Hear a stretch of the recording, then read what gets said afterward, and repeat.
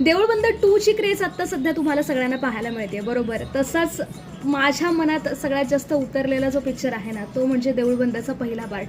Of course या पिक्चरमधली संगीता पायगुडे ही न विसरण्यासारखी आहे. स्नेहल तरडे यांनी जे काम केलेलं आहे, मी सांगेल माझ्या डोळ्यातून पाणी थांबत नव्हतं. ज्यावेळी त्या तळतळ करत होत्या, ज्यावेळी त्या त्यांचं स्वतःचं दुखणं मांडत होत्या, त्या शेतकऱ्यांच्या बाजूने बोलत होत्या, सगळ्या गोष्टी सगळ्या मला अक्षरशः मी खरं सांगते त्यांच्यासारखी ना कमाल ॲक्ट्रेस आत्ता सध्या तरी नाही आहे असं म्हणेल मी.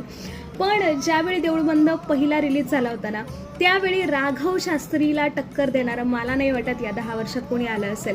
कारण राघव शास्त्री आणि ऑफकोर्स स्वामी समर्थांमुळे हा पिक्चर आज सुद्धा ज्यावेळी मी पाहते ना, त्यावेळी माझ्या अंगावर काटा येतो अक्षरशः. ज्यावेळी स्वामी समर्थ राघव शास्त्री समोर येतात त्यावेळी मला असं फील होतं की पाय पडू मी जाऊन त्यांच्या. फक्त मोहन जोशींच्या मी खरं सांगते, मला जर समोर ते भेटले ना कधी, तर सगळ्या भक्तांसारखं मी पण अगदी जाऊन पाया पडेल. मी स्वतः नास्तिक होते, पण आता मी ज्यावेळी मला असं वाटतं की नाही आपण कुठेतरी चुकीच्या मार्गाला जातोय किंवा आपण कुठेतरी नम फील करतोय, आपण कुठेतरी एकदम डिमोटिवेट झाल्यासारखं फील करतोय, त्यावेळी मी देऊळबंद पिक्चर बघते. आणि त्यानंतर मात्र असं होतं की ठीक आहे, सगळं चांगलं होणार आहे, सगळं मस्त होणार आहे.